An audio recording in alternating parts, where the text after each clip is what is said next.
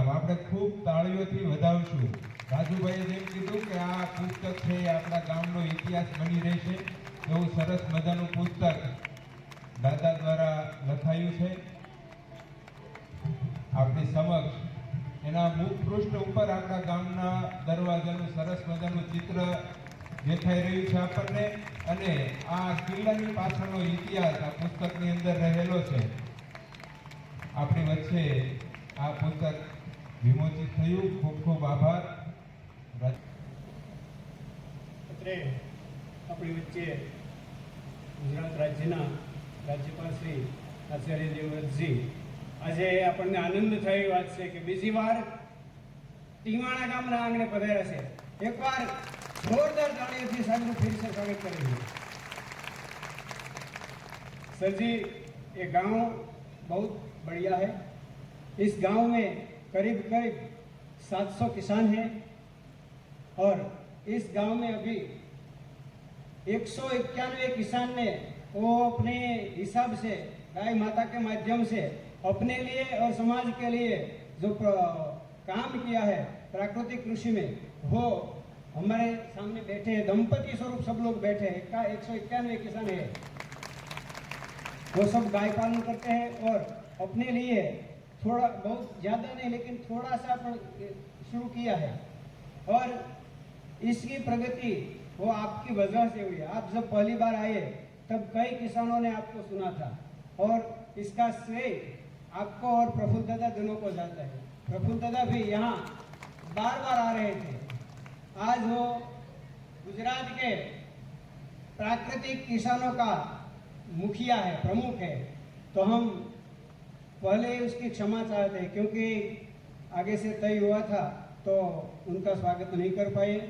मैं तहे दिल से उनका क्षमा याचना करता हूँ।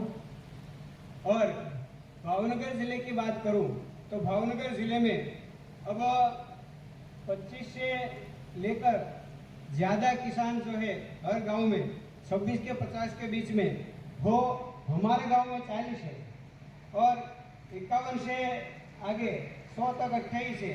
75 से लेकर भावनगर जिले में 75 से लेकर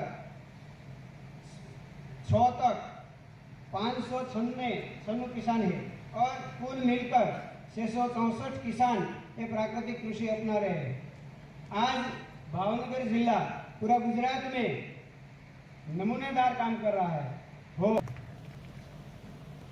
गौरी शिवाय गणनाथ नमो नमस्ते। वंदे त्वां परमेश्वरीं भगवती बुद्धिप्रदां शारदां श्री रामचंद्रं शरणं प्रपद्ये। श्री रामदूतं शरणं प्रपद्ये। आवातितं त्रिगुणरहितं सद्गुरुं तं नमामि नमामि। टीमाणा प्राथमिक शाळाના સાર્ધ શતાબ્દી મહોત્સવ અને પ્રાકૃતિક ખેતી અંતર્ગત પધારેલ મહામહિમ રાજ્યપાલ શ્રી દેવવ્રત પાઠકજી સાહેબ માંડવડા ગામના અને ત્યારે મહામહિમ રાજ્યપાલ શ્રી સાથે અને ખેડૂતોનું કામ એમણે બેટ લીધો છે। આમ ગાયત્રી પરિવારના કપડા પહેલા પણ મહામહિમ રાજ્યપાલ સાહેબને કહું વખાણ કરવા ઊભું નથી થયો, પણ આજે અમારા ભાવનગર જિલ્લાના જે આગેવાન મંડળ બેઠું છે, આ બાજુ ખેડૂતો માતાઓ અને વિદ્યાર્થીઓથી લઈ અને આમંત્રિતો સૌ બેઠા છે, ત્યારે મારે એ કહેવાનું છે કે ટીમાણા ગામનું આજે અભૂતપૂર્વ, જેમ રાજુભાઈ રાણા સાહેબે કહ્યું, આપણે એની ચેતનાઓ કારણે આવા મહાપુરુષો પધારે અને ઋષિ અને કૃષિ સંસ્કૃતિનો આજે સમન્વય થયો છે। શિક્ષણનું કામ છે, નિશાળમાં કાર્યક્રમ છે, તે ઋષિ સંસ્કૃતિ અને કૃષિ સંસ્કૃતિ લઈ અને પધારેલા રાજ્યપાલ શ્રી અતિશોક્તિ નિર્ગાતા અમને તો આ ખ્યાલ આવે એવું બોલીએ, પણ સૌરાષ્ટ્રના મહર્ષિ દયાનંદ સરસ્વતી બ્રાહ્મણ તપ કરે ને તો એ બ્રહ્મર્ષિ કહેવાય, ક્ષત્રિય તપ કરે તો રાજર્ષિ કહેવાય, અને દેવતા તપ કરે દેવર્ષિ, પણ ત્રણેયનું જે કામ છે એ એક વ્યક્તિ કરે ને તો એને મહર્ષિ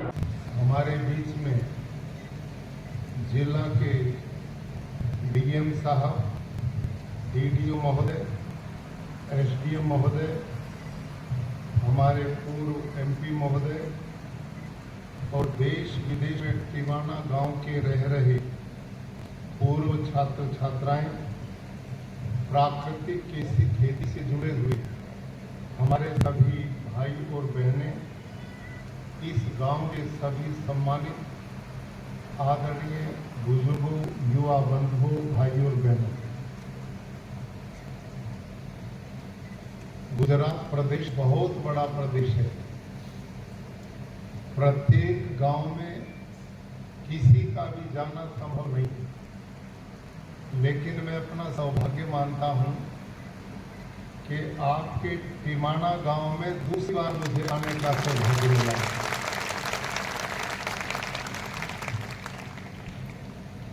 आज तो मेरा पोता आया हुआ था, मैं उसको भी आज लेके आया कि गांव टिमाना के लोगों का आशीर्वाद दिला के तुझे लाऊंगा।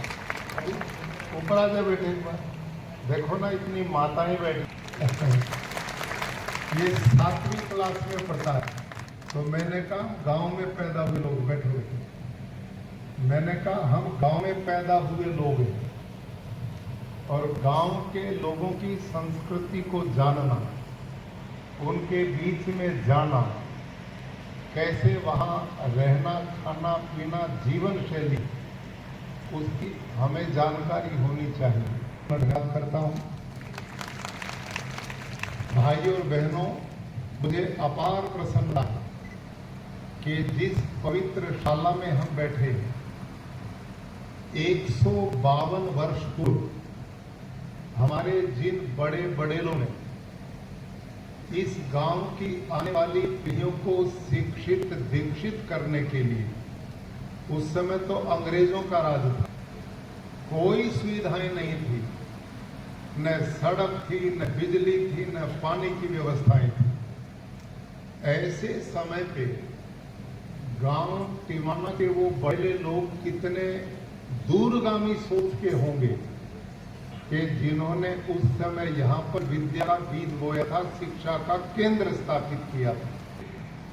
मैं जिन्होंने जन्म लिया, इसी विद्यालय में जो पढ़े और इसी विद्यालय में जो प्रधानाचार्य प्राचार्य रहे और जिन्होंने पूरे राज्य स्तर में श्रेष्ठ शिक्षक का अवार्ड प्राप्त किया और राष्ट्रीय स्तर पर भी प्राप्त किया, उन्होंने आपके इस गांव के इतिहास को इस पुस्तक में संजोया। ध्यान करो मेरे भाइयों और बहनों, जो कौमें, जो समाज अपने इतिहास को भुलाता है, वो इतिहास के पन्नों से मिट जाता है, और जो कौम समाज अपने इतिहास को संभाल कर रखता ही नहीं, अपितु उससे प्रेरणा लेकर भविष्य के निर्माण की ओर बढ़ता है, वो सदा अमर हो जाता है। तो इस काम को आदरणीय केशव जी भाई भट्ट, उन्होंने बाखूबी अपने जीवन के लंबे अनुभव भी लिए और पुराने बुजुर्गों से 800 साल का इतिहास इस गांव का आपके हाथ में अब सौंपा है। इसके लिए मैं उनको भी, आपको भी बधाई देता हूं। आप टिमाणा गांव के भाई बहनों से मैं निवेदन करूंगा, मेरे को खाली किसान ही नहीं, मैं शिक्षक रहा हूं। संपत्ति पूंजी मनुष्य के लिए दूसरी कोई नहीं है।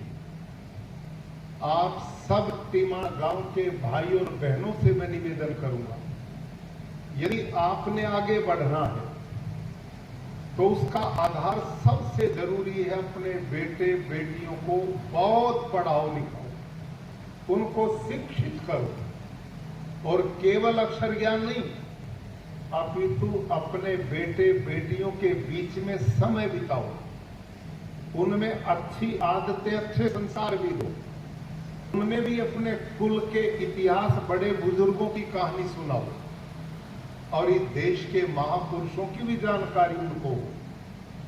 संस्कारित बालक हमारी घर की सबसे बड़ी पूंजी। अरे भाई कितना बड़ा पुण्य इस संस्था ने दिया है। और मुझे बताया गया कि इस गांव में जहां इस विद्यालय में बड़े बालक बेटे और बेटियां आज डॉक्टर हैं, इंजीनियर हैं, बड़े बड़े पदों पर देश और विदेश में शिक्षक हैं। बोलो, अरे समझदार किसानों खेडूतों बोलो। इस समय मैं हरियाणा का मूल निवासी हूं, हरियाणा पंजाब में 1 एकड़ में किसान 13 बैग 13 किलो डालना था और आज हम 13 थैले डाल रहे हैं। भाई क्यों इतना बढ़ गया है? पहले 13 किलो में बहुत पैदावार होती थी, अब 13 थैले बैग डाल करके भी पैदावार नहीं बढ़ रही। खेती शुरू हुई तो भारत की सारी धरती बहुत उपजाऊ थी। कार्बन 0.234 पे आकर के खड़ा हो गया। वैज्ञानिक लोग कहते हैं, कृषि वैज्ञानिक, जिस धरती का ऑर्गेनिक कार्बन 0.5 से नीचे आ गया वो बंजर होगी नहीं, हो चुकी है। तो वैज्ञानिकों की भाषा में खेडूत भाइयों, हमारे देश की सारी खेती वाली धरती बंजर होगी नहीं, बिन उपजाऊ होगी नहीं, हो चुकी है।